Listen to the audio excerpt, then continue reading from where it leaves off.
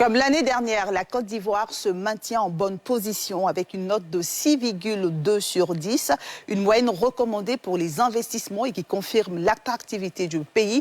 L'agence de notation financière Bloomfin Investment a rendu public son rapport lors de la 7e édition de la conférence au risque de la Côte d'Ivoire. Le reportage de Nadéja et de Mathurin Badé. Avec une note de 6,2 correspondant à la catégorie risque faible, la Côte d'Ivoire est un pays attractif pour les investisseurs.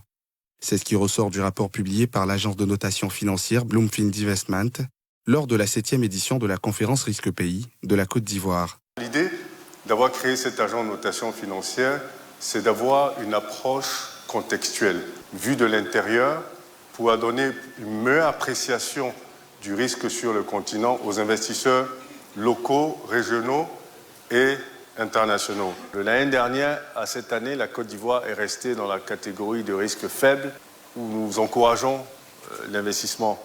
Pour aboutir à cette note, 5 indicateurs ont été pris en compte. Il s'agit notamment du climat des affaires, de la performance macroéconomique, des finances publiques, de la solidité du système financier et du risque sociopolitique, considéré comme l'un des points les plus importants pour les investisseurs.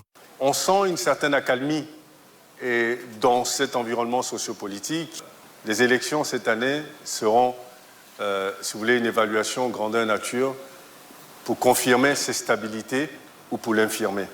Découvrant la note de la Côte d'Ivoire, le ministre de l'Économie et des Finances est revenu sur certains points en baisse. La performance économique n'est pas liée de façon intrinsèque à la situation de la Côte d'Ivoire. C'est un phénomène mondial qui a entraîné donc une régression des performances économiques. La question du déficit budgétaire, le déficit qui est là, c'est un déficit conjoncturel, lié justement à une situation exceptionnelle.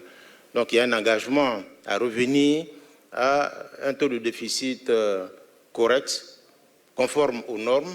Je me réjouis finalement que le risque pays de la Côte d'Ivoire ait été maintenu à un niveau faible. La performance économique est passée de 8 sur 10 en 2022 à 7,8 en 2023.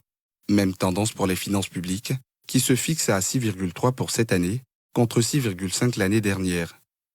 Hormis ces deux indicateurs, les 3 autres sont en hausse, avec 6,3 contre 6,4 pour le climat des affaires. La solidité du système financier, de 6 à 6,1, et le risque sociopolitique, de 4 à 4,2.